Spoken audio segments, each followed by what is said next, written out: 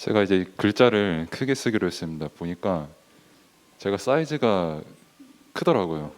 그러다 보니까 이제 카메라 사이즈를 줄여야 되는데 글자가 이제 같이 줄어들더라고요. 저도 제 영상을 보면서 왜 이렇게 잘 안 보이지, 눈이 안 좋아졌나 싶었는데 저 때문이었습니다. 그래서 이렇게 크게 쓰는데 혹시나 위치 선정이 조금 어색한 부분이 있어도 위에서 함께 기도를 부탁드립니다.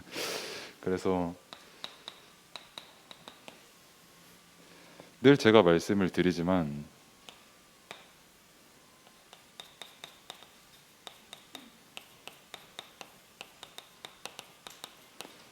문화로 우리는 늘 각인과 뿌리 그리고 체질이 이렇게 됩니다. 특히 이거를 더 오늘 강조를 드리고 싶은 부분은 이걸로 내 가치관이 형성이 되기 때문에 그렇죠. 제가 부모님한테는 아니고 이제 정확히 어디선지는 기억이 안 나는데 한 어르신에게 제가 조금 혼난 적이 있어요. 그게 이제 다른 게 아니고 같이 이제 식사를 하다가 몇 명의 학생들하고 같이 이렇게 식사를 하는데 그때 갈치 튀김이었을 겁니다. 갈치를 졸인 건지 튀긴 건지 아마 갈치를 이렇게 먹었었는데 갈치를 이렇게 다 같이 먹다가 한 접시에 이렇게 한 마리씩 딱딱딱 놔줘가지고 갈치를 먹다가 제가 이렇게 뒤집었어요. 근데 뒤집는 그거를 보자마자 저한테 하시는 말씀이 왜 생선을 먹을 때 뒤집냐? 중국에서는 그렇게 생선 뒤집는 사람 속 얕은 사람 막 배신하는 사람 왜 그렇게 생선 막 뒤집어가면서 먹냐? 너도 막 사람 그렇게 막 이용해 먹고 배신한 그런 사람이냐? 라고 저한테 사람들 다 있는 데서 제게 말씀을 하시더라고요. 뭐 그분 나름대로의 가르침이니까 저는 뭐 감사합니다만은 아무튼 저는 그 이후로 생선구이를 잘 안 먹습니다. 까지는 생선을 잘 먹을 때마다 그 생각이 지금 10년이 넘었는데 그 생각이 계속 나요. 특히 그 이후로 갈치를 10년 지난 지금까지 한 번도 안 먹어봤습니다.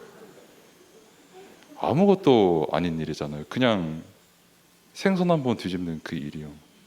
근데 생선을 먹는 일이 되게 중요한 일이지 않습니까? 먹는 게. 근데 그게 지금까지도 되게 기억이 나요. 그래서 지금도 생선을 잘 안 먹거니와 먹어도 절대 뒤집지 않습니다. 뒤집을 때마다 계속 그 목소리가 들리는 것 같아요. 그래, 뒤집으면 안 되지. 아닌데 복음인데 하면서 그 갈등이 제게 계속 일어나요. 그만큼 그 짧은 순간에 문화가 있지 않습니까? 책의 각인이 그렇게 되더라고요. 특히 그땐 저도 아마 그때 나이가 중학생 아니면 고등학생이었을 겁니다. 그때 나이에 이 문화라는 게 단 한순간에 그렇게 굉장한 것이 각인이 된다는 거죠. 하물며 그러면은 더 어린 나이, 영유아 때는 더더욱 우리의 입장에서는 아무것도 아닐 수 있는 이 문화가 굉장히 강하게 각인이 되는 그런 시기입니다. 그렇게 내게 각인되고 뿌리 내리고 체질된 그것이 지금 내게 가치관이 되어 살아가는 거죠. 근데 문제는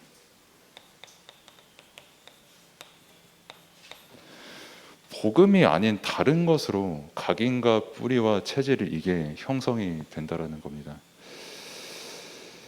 그 문제가 뭐냐라고 사실 다른 게 문제가 아니거든요. 우리가 복음을 선택하지 않는 그 자체가 문제인 겁니다.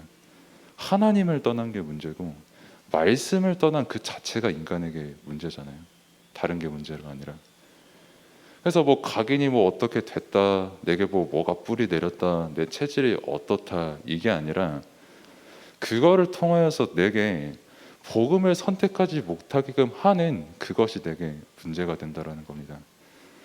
분명히 요한복음 5장 24절의 말씀대로 우리가 예수 그리스도를 믿을 때 영생을 얻었잖아요.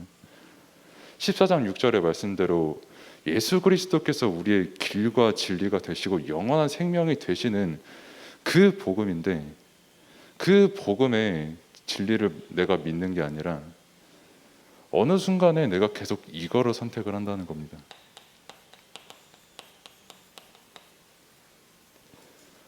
어쩔 때는 심지어 내 각인뿌리 체질된 가치관 가지고 복음을 바라볼 때도 있어요. 심지어 그거를 이제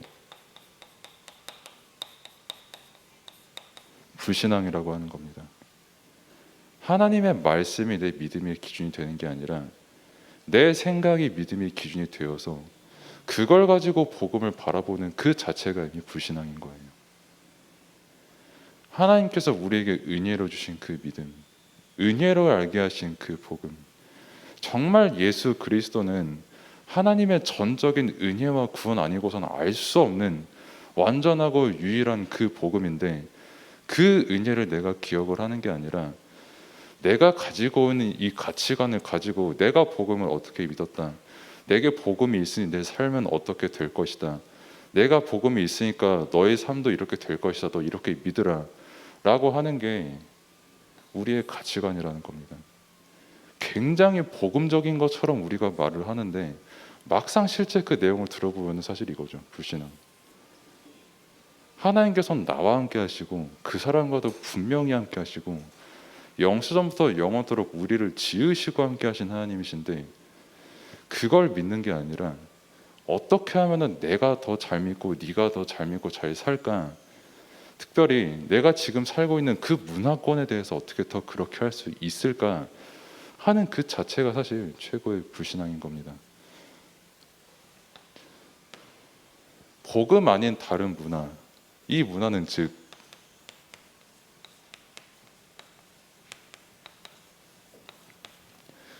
흑암 문화인데, 이게 계속 내가 보고 내가 듣고 내가 말하고 내가 느끼는 그 모든 것에 배경이 되어 있다는 거죠.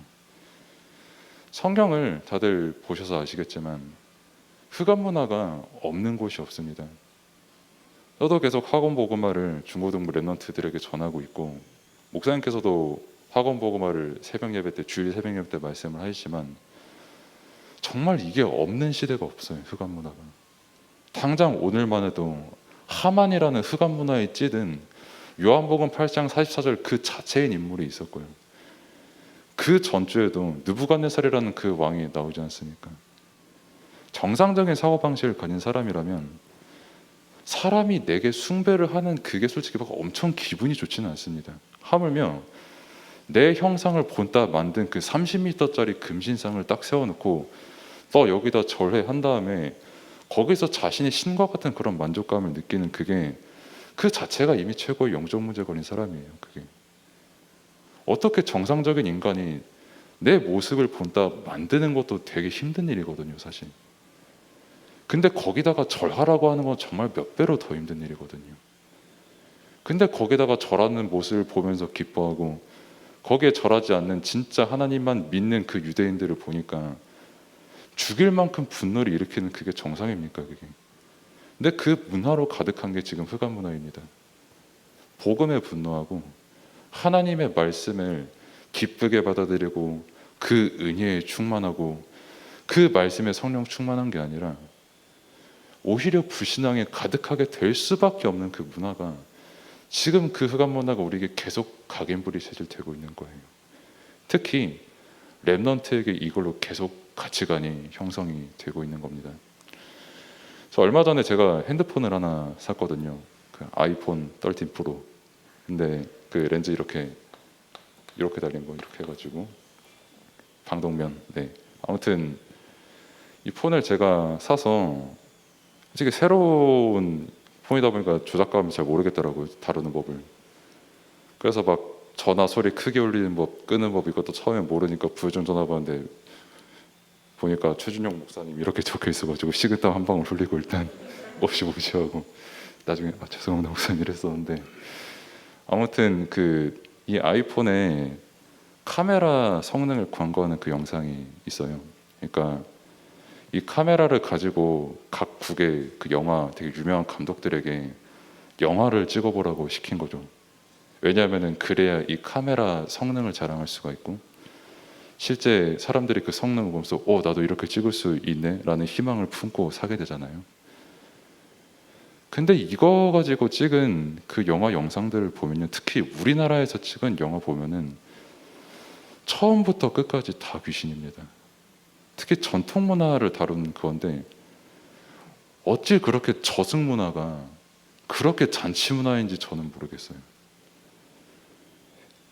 현생 살아있는 그 인간은 그렇게 괴로워하는데요, 저승에서 귀신들은 그렇게 춤추고 있어요. 솔직히 저는 만약에 복음 모르고 맞다 보고 그 영상 보면 약간 돌 것 같다는 생각이 들 정도로 엄청 귀신 충만한 영상을 만들었는데, 세계적으로 그런 영상들을 다 이 작품으로 찍었더라고요. 3단체의 작품. 자신들의 카메라, 그 영화를 가지고 한번 최고의 작품 만들어 봐라 라고 하는 이걸로 찍어낸 그걸로 다 귀신 문화를 만들어냈더라고요. 우리나라에서만 지금 그 영상 아마 500만 명 봤을 겁니다. 제가 어림잡아서 보기로는. 그만큼 흑암 문화가 엄청나게 우리에게 계속 각인뿌리 체질하고 가치관을 형성을 하고 있는 거예요.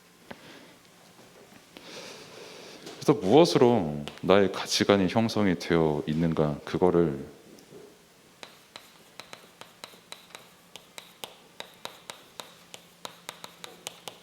우리는 말씀을 통해 진단해야 됩니다. 또 말씀만 우리에게 참된 가치관에 대한 해답을 줄 수가 있습니다. 그 나 자신의 가치를 바라보는 어떤 그런 가치관이 있지 않습니까?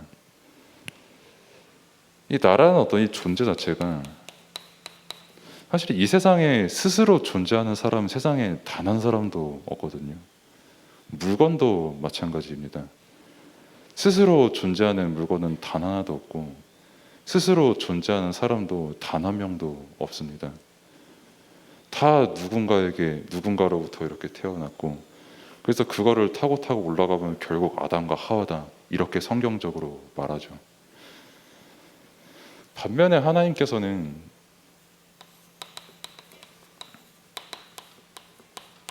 출애굽기 3장 14절에 나온 것처럼 스스로 계신 자거든요, 하나님께서는.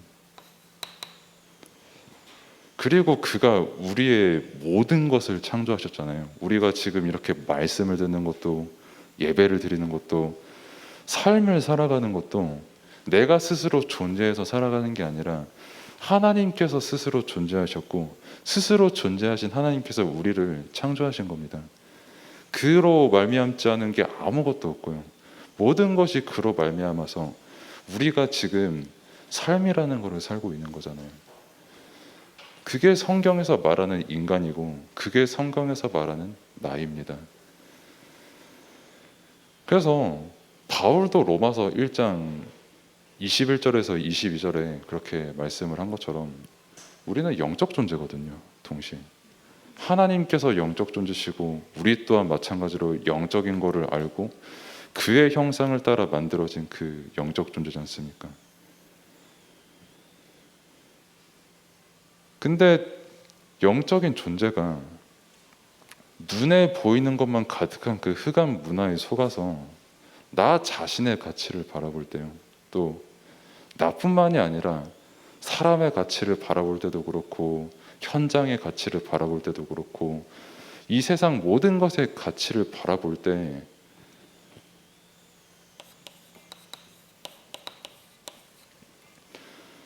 굉장히 썩어지지 아니하는 하나님의 영광을 우리가 바라보면서 살아가야 될 존재들인데, 썩어 없어질 그 짐승들을 바라보면서 그것을 우상으로 섬기는 그런 존재로 살아갈 수밖에 없다고 바울이 말했거든요.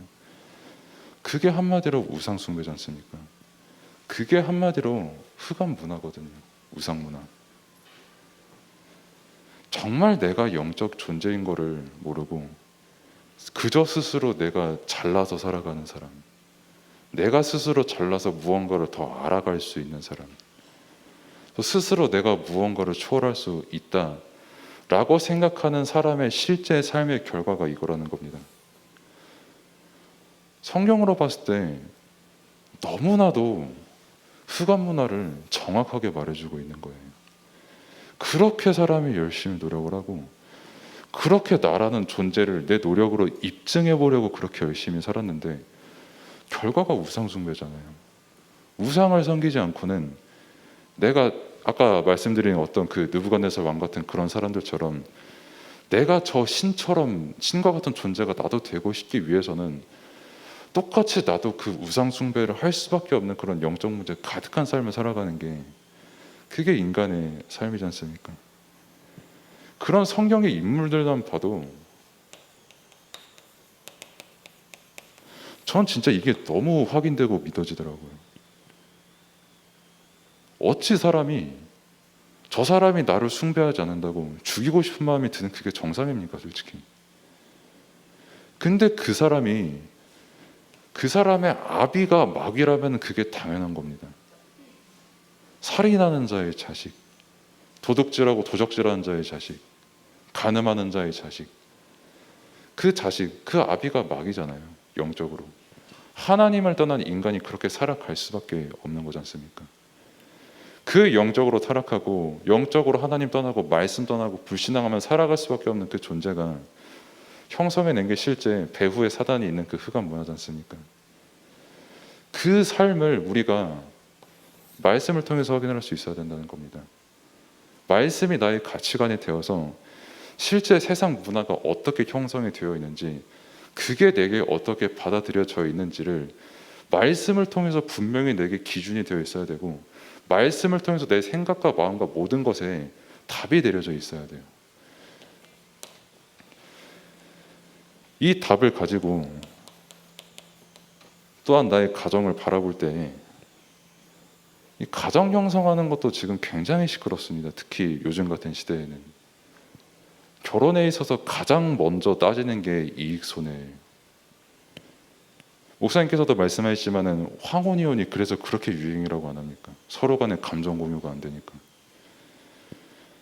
분명히 말씀에서의 말하는 그 가정은 창세전에 우리를 택하셨습니다. 하나님께서 나를 택하시고 우리 가정을 택하신 거예요. 하나님께서 우리 가정을 택하시고, 하나님께서 그 은혜로 말미암아서 이 복음을 알게 하셨는데, 그 복음을 알게 하시고 가정을 택하신 그 이유가 하나님께 영광을 돌리고 그로 말미암아 기쁨과 평안과 감사를 누리며 살아가는 그 가정이거든요.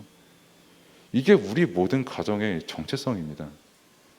뭐 지금 당장 내 가정에 뭐 문제가 많고 뭐 되게 어려움이 있고 되게 여러 가지 갈등이 있을 수가 있고 뭐 경제적인 여러 가지 어려움이 있을 수 있지만, 모든 믿는 사람들의 하나님께서는 그 가정을 창세전에 작정하시고 예정하시고 우리 가정을 부르신 거예요.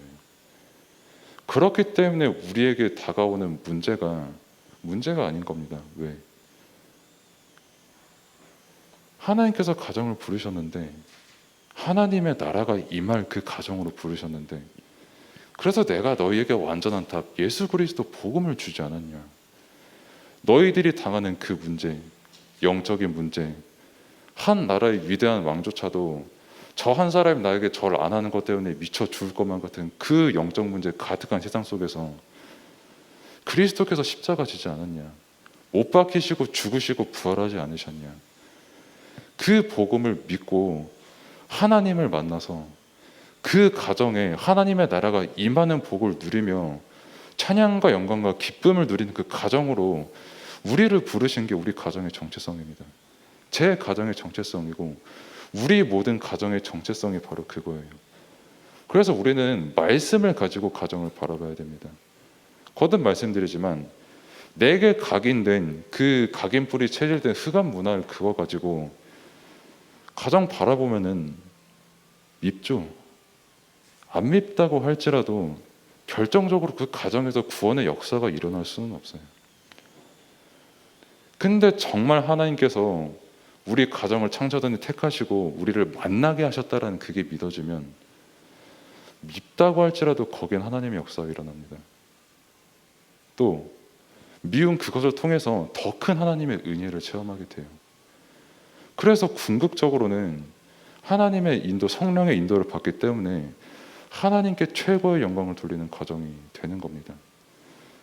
그 가정의 응답을 누리게 하시려 지금 우리를 이렇게 교회에 모으시고 말씀을 듣게 하시고 예배를 드리게 하시는 겁니다.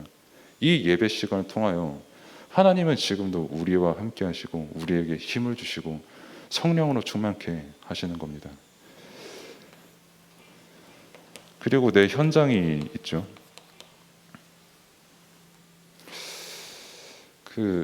업의 현장이 있고 또 말 그대로 그냥 현장이지 않습니까? 내가 가는 뭐 누굴 만나러 갈 수도 있고 아니면은 그냥 어디 뭐 쇼핑하러 갈 수도 있고요. 아니면 여러 가지 어디 돌아다닐 수도 있고 아무튼 현장이 되게 사실 세상 자체가 현장이잖아요. 우리가 살아가는 그 삶 자체가.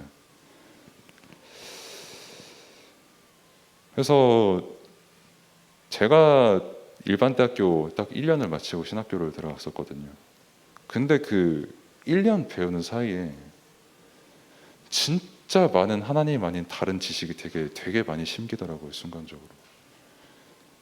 이런 세상에서 살아가야 되는 거라는 거를 좀 많이 느꼈고 그걸 한 번 더 느낀 게 군대 가서도 그걸 되게 많이 느꼈고요. 특히 이제 그 공군이다 보니까 상대적으로 엘리트들이 되게 많거든요. 부대 내에. 그러니까 인서울 아닌 사람이 없더라고요. 제가 있던 그 부대에는. 누구에게는 과자 10조각 주고 누구에게는 과자 8조각 준 걸로 있지 않습니까? 그걸로 한 달을 싸웁니다. 그 사람들. 그 엘리트들이. 과자 한 조각 가지고.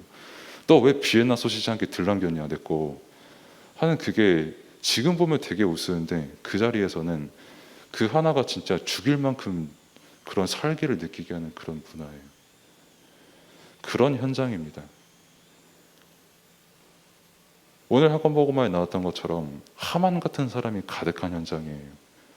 다른 사람들 다 절하는데 모르드게 너는 왜 나에게 절 안 하냐 라고 그걸 본 순간 모르드게와 저 유대민족 다 죽여야겠다라는 생각이 가진 사람이 가득한 그 현장이에요. 지금 현장은. 사실 저보다 더 다 잘 아시겠죠. 저보다도. 그래서 참 여러 가지 생각들이 되게 많더라고요. 의견들도 되게 많고 가치관들도 되게 많더라고요. 특히 되게 이번에 시끄러웠던 것 중 하나가 이번에 대선이 있지 않습니까? 대통령 선거가. 그래서 되게 많은 말들이 되게 많이 오가더라고요. 뭐 여러 가지 카톡방에서도 그렇고. 이제 지금 방송실에 있는 승우도 저한테 저번에 와가지고 자기가 일하고 있는 거기서 뭐 몇 번을 찍으라고 누가 막 시키더라 이런 말을 했다고도 막 하고 그러더라고요. 근데 더 안타까운 게 뭐냐면 그리스도인들도 똑같이 그렇게 하고 있다는 겁니다. 뭐 예를 들어서 뭐 1번 후보님이 계시고 뭐 2번 후보님이 계시다고 치면은 1번 후보님이 갑자기 엄청 막 복음적인 막 공약을 내세웁니다. 그런 기독교인들은 그리스도인들은 기도해야 되거든요. 말씀이 기준돼야 되거든요. 특별히 강단을 통해서 주신 그 말씀이 내 삶의 기준이 되어야 되거든요. 근데 그 공약에 눈이 돌아가 버려요, 사람이. 그러면은 갑자기 이번 후보님께서 더 좋은 무언가 되게 복음적인 공약을 한다라고 하면 다시 거기에 넘어가 버립니다. 그렇게 살아간다는 거예요. 그게 기준이 되어서 나도 모르게 어느 순간 난 분명히 복음을 가진 사람인데 집에서도 그렇고 직장에서도 그렇고 너 몇 번 뽑았냐라고 대놓고 묻진 않겠죠. 그리스도인이니까. 근데 속으로 한 번쯤은 생각을 하겠죠. 왜 저 사람 뽑지? 이런 식으로요. 그게 아무것도 아닌 생각 같거든요. 이거 점검해 보셔야 돼요. 내가 진짜 복음인가? 하나님께서 세우신 국가 지도자고 그래서 늘 강단에서 말씀하시지만 그래서 우리가 국가 지도자를 위해서 기도해야 되고 특별히 저 국가 지도자가 정말 복음을 깨닫고 복음적으로 국가를 온전히 잘 다스리도록 우리가 기도해야 되는데 저 사람이 갑자기 복음적인 말을 해서 거기에 휙 넘어가 버리고 저 사람이 이쪽 말 해가지고 거기에 휙 넘어가 버리고 그러면서 정작 그 사람이 말 지키고 안 지키고 거기에 또 막 목숨 걸고 그게 그리스도인 아닙니다. 정말 하나님의 말씀을 믿는 사람은요 이 사람이 이 말을 하든 저 사람이 저 말을 하든 내게 있어서 가장 먼저 기준이 되는 거는 하나님이 내게 주신 은혜예요. 나라는 존재를 지으시고 허락하시고 나라는 존재에게 복음을 알게 하시고 복음을 아는 가정을 만나게 하시고 또 복음을 아는 교회를 만나게 하시고 그 복음을 알게 하신 그 은혜에 감사하기도 부족하거든요, 사실. 그래서 이 사람이 어떤 생각을 말하든 저 생각을 말하든 우리의 기준은 이거예요. 다시 말해서 복음이잖아요. 우리의 기준은. 내게 뭐 어떤 가치관이 있다고 해도 사람이 다 다른 곳에서 자라고 다른 기질을 가지고 있고 다른 생각을 가지고 있기에 어떤 뭐 가치관을 다룰 수 있고 뭐 저마다 다른 흑암 문화를 겪을 수 있고 또 불신앙을 느끼는 지점이 다를 수는 있는데요. 이 모든 것을 능가하고 이 모든 것이 있기에 하나님께서 우리에게 깨닫게 하신 게 복음이라는 겁니다. 그게 하나님의 은혜예요. 이걸 아는 가정은 어떤 문제가 있더라도 그 문제를 초월해서 하나님께 경배할 수 있습니다. 세상이 주지 못하는 하나님께서 주신 그 평안을 지금 있는 그곳에서 누릴 수 있는 거예요. 막 내 생각대로 이 사람이 저 사람 안 뽑고 저 사람이 이 사람 안 뽑고 하는 거기에 같이 시험 드는 게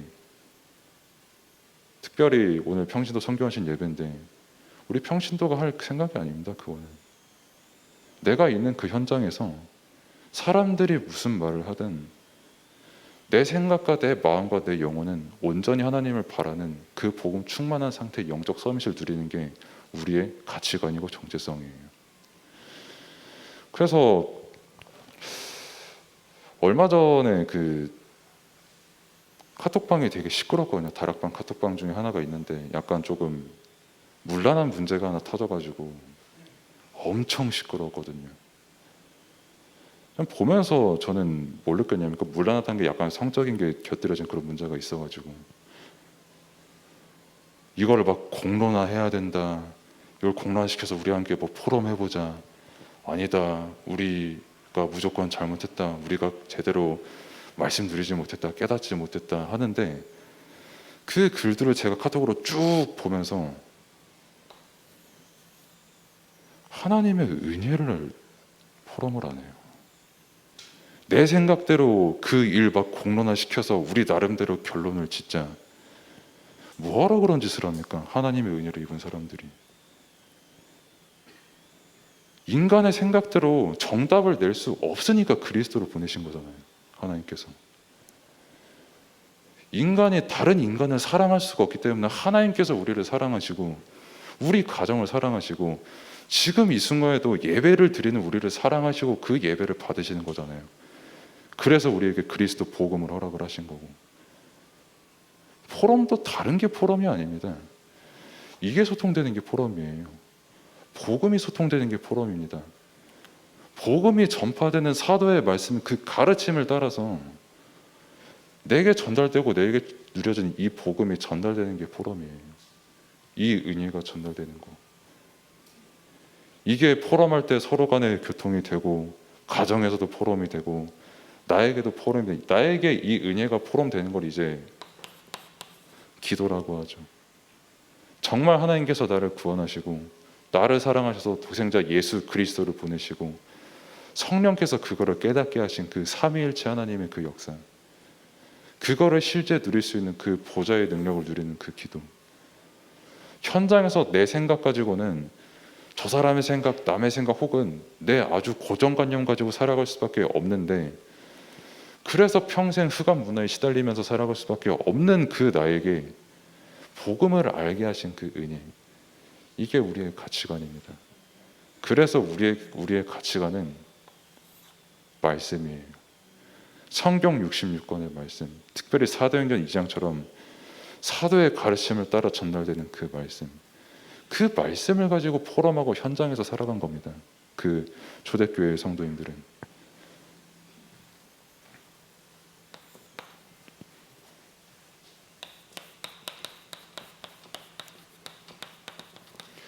성경에서 말하는 그 인간의 가치를 알아야 되는데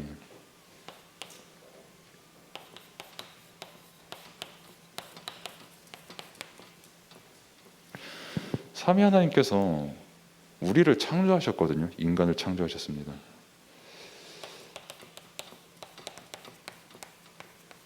그래서 간혹 가다가 창조하셨다고 하니까 그냥 흩 하고 흩득해서 사람이 뿅 하고 만들어진 그렇게 생각을 할 수도 있는데 영세전부터 계신 분이요. 영원까지 그거를 통찰하시고 그걸 그 위에 계신 하나님께서 창조하신 거는 아예 다른 얘기입니다. 그래서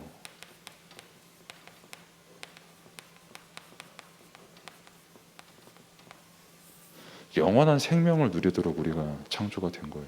그 영원한 복을 누리도록. 그냥 뭐 수준 낮은 하나님이 사람을 만드셨다, 인간이 갑자기 어떤 세포에서 갑자기 뾰로롱하고 사람 됐다, 이것 따지는 그 창조가 아니고요.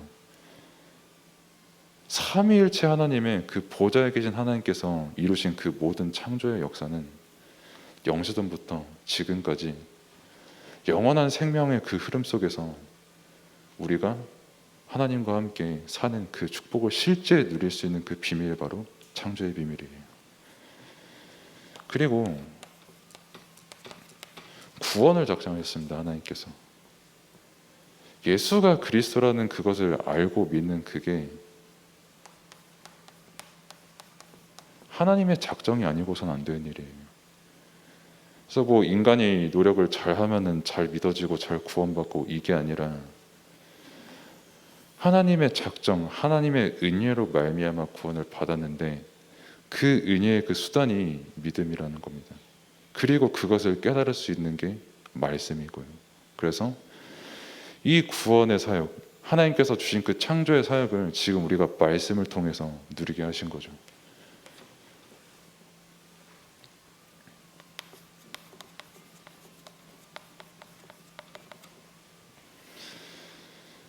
그리고 우리는 이제 더 이상 흑암 문화의 자녀, 마귀 자녀가 아니라 하나님의 자녀로 우리를 살아가게 하셨고,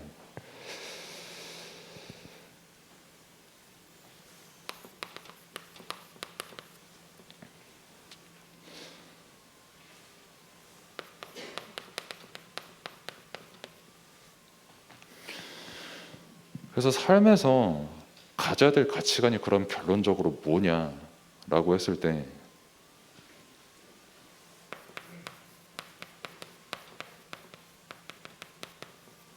오직 말씀입니다. 사람의 말이 아닙니다. 내가 무언가를 보며 배우는 그거 이전에 하나님께서는 우리를 말씀으로 살아가는 존재로 창조하셨습니다. 나라는 존재 자체가 하나님의 말씀으로 창조된 사람이에요. 인간의 죄가 뭐냐라고 했을 때 하나님의 말씀을 떠난 게 죄잖아요. 그럼 인간의 죄가 언제 해결되고 다시 하나님께로 돌아가냐라고 했을 때 말씀이 회복이 됐을 때 그 역사가 실제 일어나는 겁니다. 그래서 우리의 삶의 가치관은 다른 게 아닙니다. 오직 말씀입니다. 말씀을 삶의 일부분으로 보고 하루 말씀 붙잡고 살아가면 복이 있을 것이다, 이런 개념이 아니라 아예 우리의 시작과 끝과 모든 과정이 말씀 안에 있는 거예요.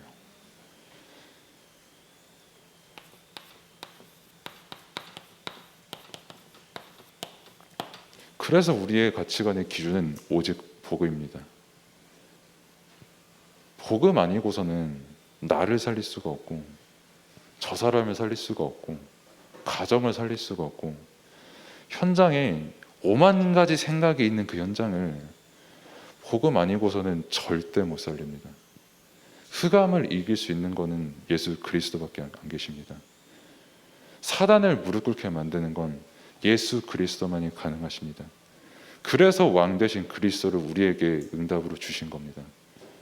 내 능력으로 흑암 문화를 꺼는 게 아니라 처음부터 약속하신 그 예수 그리스도께서 흑암 문화를 완전히 결박하신 겁니다. 그래서 승리하신 그리스도를 우리는 지금도 믿고 지금도 우리가 그 안에 거하고 있는 거기 때문에, 그래서 우리가 있는 그 흑암 현장, 우리의 가정에 있는 그 흑암의 세력이 문제가 되지 않는 겁니다. 그것을 실제로 믿을 때 역사가 일어나는 거고요.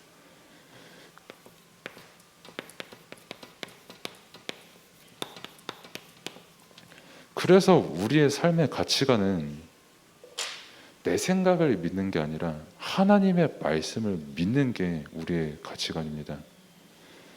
우리를 구원하실 이, 세상을 구원하실 이, 스스로 존재하시고 세상을 만드시고 현장의 흑암을 정복한 이는 예수 그리스도밖에 안 계십니다.